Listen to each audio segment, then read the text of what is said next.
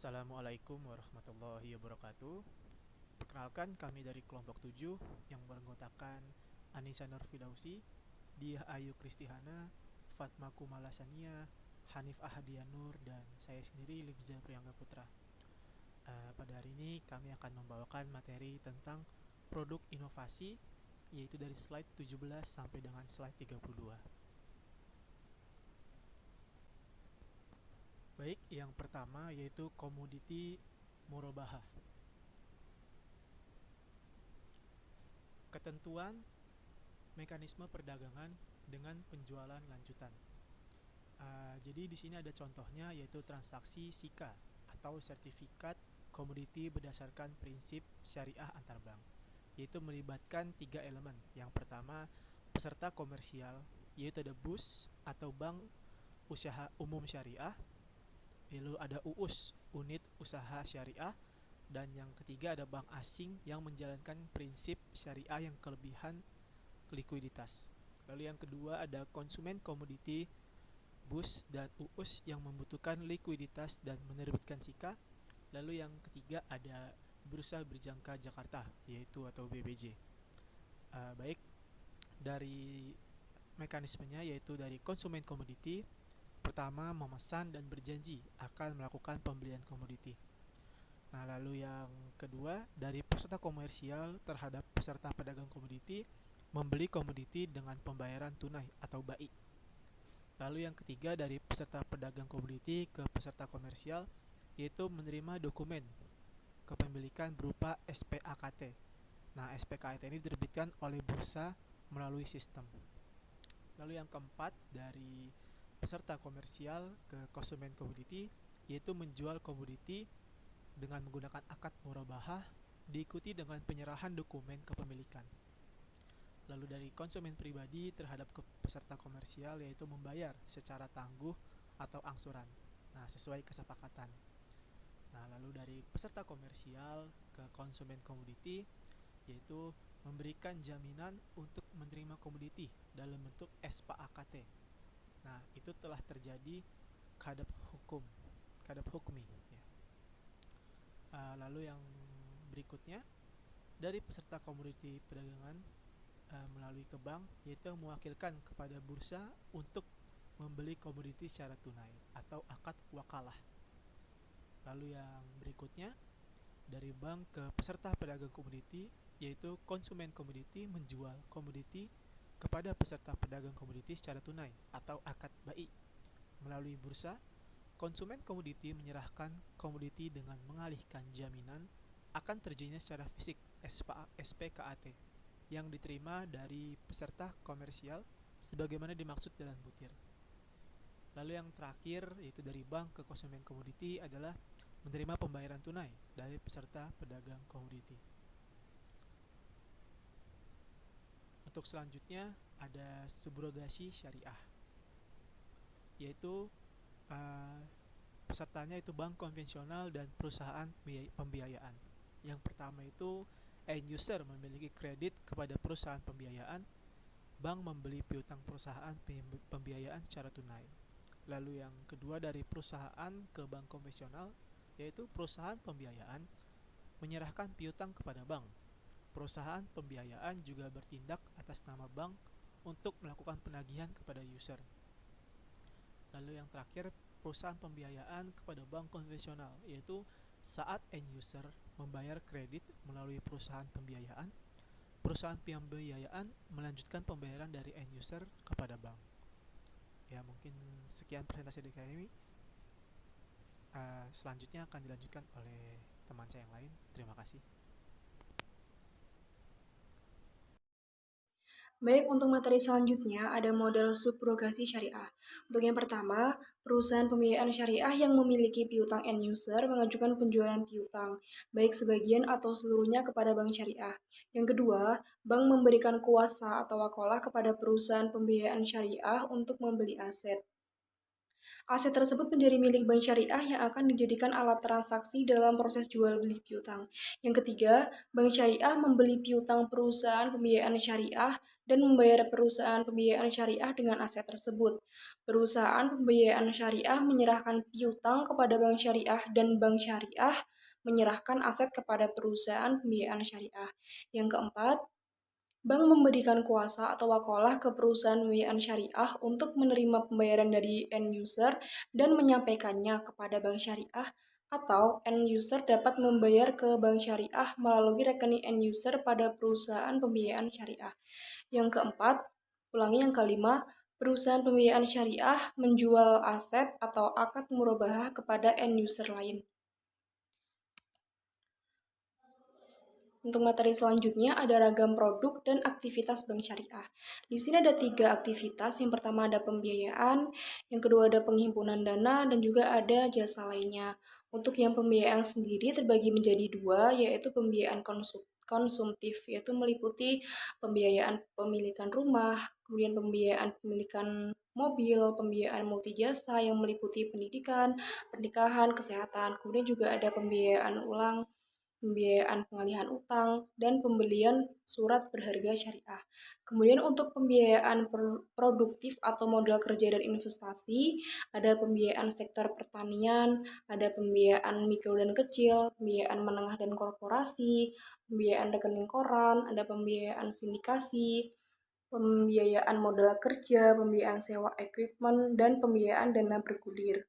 Kemudian untuk penghimpunan dana sendiri ada giro, deposito, dan juga ada tabungan. Tabungan sendiri juga ada berbagai macam. Ada tabungan haji atau umroh, tabungan pendidikan, tabungan perencanaan, tabungan bisnis, tabungan pensiun, tabunganku, dan juga tabungan simple. Kemudian untuk aktivitas jasa lainnya itu meliputi safe deposit box, ada penukaran uang atau valuta asing, ada bank assurance, LC ekspor dan impor, gadi emas, dan syariah card. Selanjutnya kita akan membahas mengenai isu dan studi kasus mengenai perbankan syariah. Bagi teman-teman yang pernah mengajukan permohonan pinjaman atau kredit di lembaga keuangan konvensional, pasti sudah tidak asing lagi dengan istilah anuitas. Ya, anuitas pada dasarnya bukanlah istilah yang baru bagi masyarakat, hanya saja masih ada sebagian masyarakat yang merasa asing dengan istilah tersebut dan tidak memahami betul apa sebenarnya makna atau definisi anuitas. Nah, menurut teori perbankan, anuitas adalah penerimaan atau pembayaran yang dilakukan secara rutin dan berkala dalam kurun waktu atau periode tertentu. Annuity atau anuitas juga dapat digambarkan sebagai sebuah proses pembayaran dengan besaran sama, serta dilakukan dalam periode atau tempo tertentu. Penjelasan singkatnya, istilah ini dapat didefinisikan sebagai cicilan atau angsuran. Sementara itu, menurut teori keuangan, anuitas adalah sebuah rangkaian pembayaran atau penerimaan tetap dan dilakukan secara berkesinambungan serta berkala pada jangka waktu atau periode tertentu. Melalui definisi tersebut, anuitas dapat diartikan sebagai cicilan penerimaan atau pembayaran dengan jumlah yang sama atau tetap, dan diterima atau dibayar dalam jangka waktu tertentu. Namun, istilah tersebut juga dapat merujuk pada aktivitas investasi yang dilakukan untuk mempersiapkan kemandirian keuangan di masa depan. Dalam kata lain, anuitas juga dapat digunakan dalam konteks produk asuransi dan investasi jangka panjang. Nah, dalam konteks asuransi, istilah ini lebih mengarah ke pemanfaatan pensiun yang dibayar secara rutin dan berkala setiap bulannya. Anuitas adalah kontrak atau antara perusahaan asuransi dengan pekerja atau nasabah, yang mana akan menjalankan serangkaian pembayaran. Sebagai imbalannya, perusahaan asuransi akan melakukan pencairan reguler saat waktu yang telah ditentukan tiba di masa mendatang kepada nasabahnya.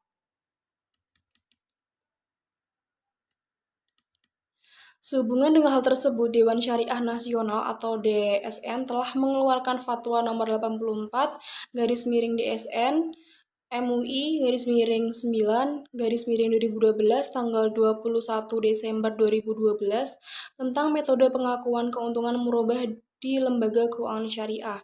Berdasarkan fatwa tersebut, yang dimaksud metode anuitas atau thoriqoh al-hisab al-tanazuliyah atau thoriqoh al-tanakusiyah adalah pengakuan keuntungan yang dilakukan secara proporsional atas jumlah sisa harga pokok yang belum ditagih dengan mengalihkan persentase keuntungan terhadap jumlah sisa harga pokok yang belum ditagih. Lebih lanjutnya, metode anuitas ini adalah keuntungan yang diperoleh dari perhitungan secara anuitas. Perhitungan anuitas adalah suatu cara pengembalian pembiayaan dengan pembayaran angsuran harga pokok dan margin keuntungan secara tetap. Nah, bisa kita lihat bersama pada PPT di samping, itu merupakan studi kasus mengenai perhitungan perbankan syariah yang menggunakan sistem anuitas. Seperti itu.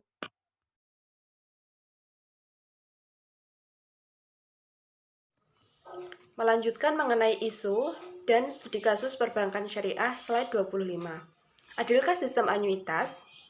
Financing atau pembiayaan merupakan suatu pendanaan yang diberikan oleh pihak bank untuk memfasilitasi suatu usaha atau pihak-pihak yang membutuhkan atau disebut sebagai nasabah yang didasarkan pada persetujuan atau kesepakatan antara kedua belah pihak sesuai dengan waktu yang telah ditentukan. Keuntungan dibagi berdasarkan nisbah yang telah disepakati sebelumnya pada saat pelaksanaan akad. Kemudian untuk funding adalah kegiatan menghimpun dana masyarakat atau disebut sebagai nasabah dalam bentuk tabungan, deposito, giro, sebagai tempat menyimpan dan berinvestasi. Nasabah memiliki keuntungan berupa bunga dan keamanan uangnya. Selain itu, nasabah juga dapat melakukan transaksi pembayaran dengan mudah lewat tabungan. Kemudian, nisbah sendiri adalah porsi atau bagian yang menjadi hak masing-masing pihak antara bank dan nasabah. Sistem anuitas yaitu sistem yang jumlah angsuran pokok dan margin adalah tetap setiap bulannya. Artinya, jumlah angsuran debitur baik jumlah angsuran margin maupun pokok adalah sama besarnya selama jangka waktu angsuran. Dalam perhitungan anuitas, porsi angsuran pokok lebih kecil, sedangkan untuk porsi angsuran bunga sangat besar. Saat mendekati masa berakhirnya pembiayaan, keadaan perhitungan akan menjadi terbalik, di mana porsi angsuran menjadi lebih besar dan porsi bunga sangat kecil. Pada financing, dengan pokok 100 juta, setara rate-nya yaitu 6%, bulannya selama 12 bulan, angsuran pokok sebesar Rp8.333.333 dengan angsuran margin 6 juta. Kemudian untuk funding, nisbah bagi hasil funding yaitu 50%. Nah, risiko sebanding dengan pendapatan.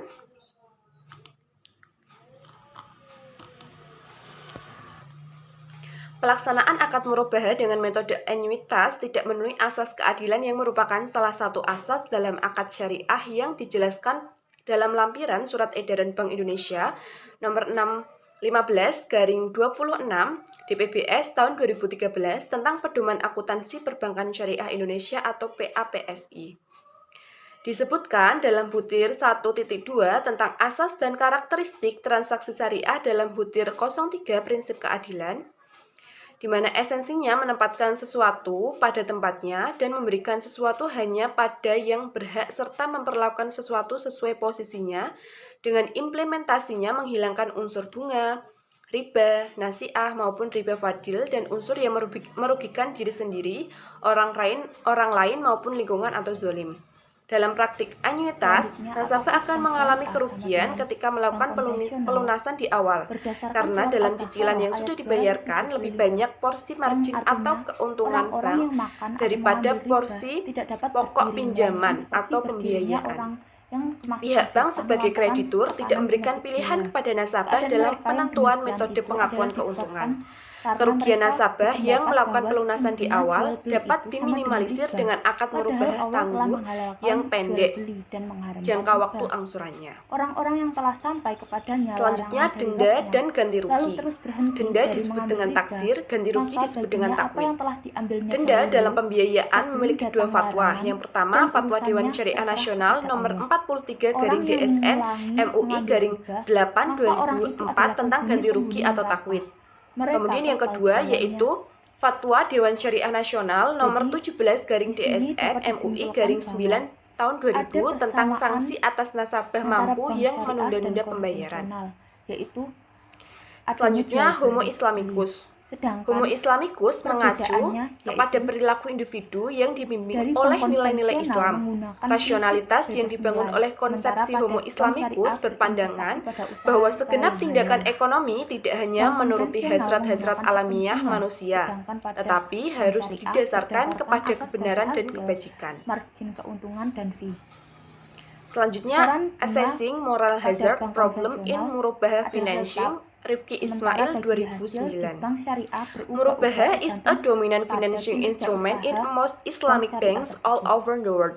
However, price Untuk itu, volatility maka of the good bank dapat finance disimpulkan opens a bahwa chance bank for entrepreneurs konvensional to gain profit berorientasi by pada laba, pretending to be default sementara bank or moral syariah hazard. berorientasi Assessment on pada condition profit triggering dan such moral falah. hazard and Falah probability of merupakan entrepreneurs to take risk kebahagiaan of dunia pretending dan to be akhirat. default are being analyzed. Finally, Islamic Bank can mitigate it Selanjutnya through yaitu finansi appropriate bank banks syariah. investigation Apakah and mahal? charging some costs as Yang well pertama, as penalty. dilihat dari cost of Di fund. mana artinya Cost of fund merupakan biaya yang Murabahah dibutuhkan adalah oleh bank instrumen guna pembiayaan menarik yang funding. dominan di Nasabah sebagian besar funding bank masih syariah di seluruh dunia. masih Namun, menganggap gejolak produk harga pendanaan barang yang syariah dibiayai sebagai membuka substitusi. peluang bagi pengusaha untuk COF mendapatkan ini yang keuntungan menentukan dengan nilai berpura-pura atau nisbah default funding yang disepakati. moral hazard. Yang Penilaian kedua, terhadap kondisi yang OHJ dan memicu moral biaya. hazard dan kemungkinan pengusaha untuk Overhead mengambil cost resiko dan biaya berpura-pura lain-lain sedang yang dianalisis. contohnya Dan akhirnya, sistem, bank syariah jaringan dapat layanan, memitigasinya dan melalui SIM, investigasi serta dan economic pembebanan of bank scale. dengan Yang memberlakukan ketiga, biaya penalti. expected profit Kemudian dan beban. slide berikutnya, deposito atau tabungan rencana. Expected profit pada bank Tabungan syariah rencana distribusi BRIC sebelum bank akhir konvensional jatuh tempo di satu terkadang industri yang dikenakan sama. biaya administrasi Yang dengan kedua, nilai pecandangan. di atas pekerjaan Yang ketiga, administrasi. opportunity loss Resiko dari BRIC nasabah default. atau deposito tabungan rencana Dari ini hal ada tersebut, 3. Yang pertama yaitu likuiditas, dapat risiko disimpulkan likuiditas, risiko tingkat reputasi, dan margin risiko atau hasil operasional. pembiayaan Risiko likuiditas syariah merupakan risiko yang akan disebabkan terkesan karena bank mahal tidak di mampu awal, memenuhi namun kewajiban yang memberikan sudah ada. kepastian kepada nasabah. Risiko reputasi, Bank syariah. suatu bank syariah biasanya terjadi ketika nasabah merasa kecewa kepada bank syariah lalu melakukan protes baik secara langsung maupun tidak langsung. Kemudian risiko operasional adalah risiko yang terjadi akibat kesalahan manusia baik dari dalam maupun dari luar, atau kesalahan dalam operasional akan berakibat timbulnya risiko. Kemudian harga sama dengan risiko, cost of funding replacement atau biaya penggantian pendanaan, administrasi cost atau biaya administrasi, dan risk buffer atau penyangga risiko. Untuk selanjutnya akan dijelaskan oleh teman saya. Yang kedua adalah taksir atau tafrid. Taksir atau tafrid adalah tidak melakukan sesuatu yang boleh atau semestinya dilakukan. Yang ketiga adalah mukhalafat al-syurut, adalah melanggar ketentuan-ketentuan yang tidak bertentangan dengan syariah yang telah disepakati oleh pihak-pihak yang telah berakad.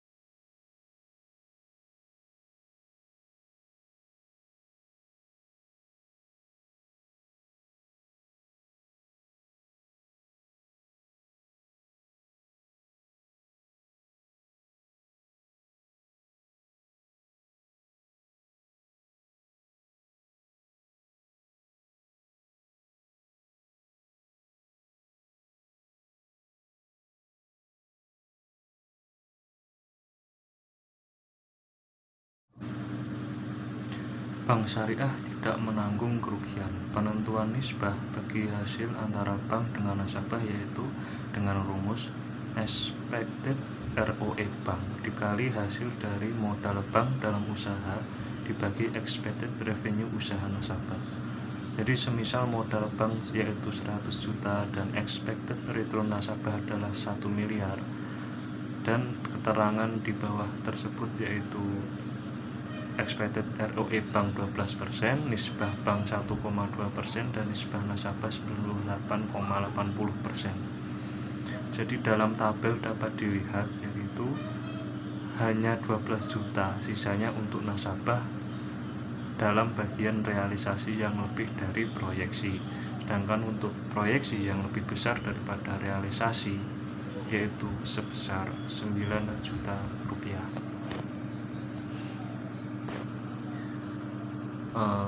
Dalam Al-Quran surat As-Sad ayat 24, Daud berkata, sesungguhnya dia telah berbuat zolim kepadamu dengan meminta kambingmu itu untuk ditambahkan kepada kambingnya.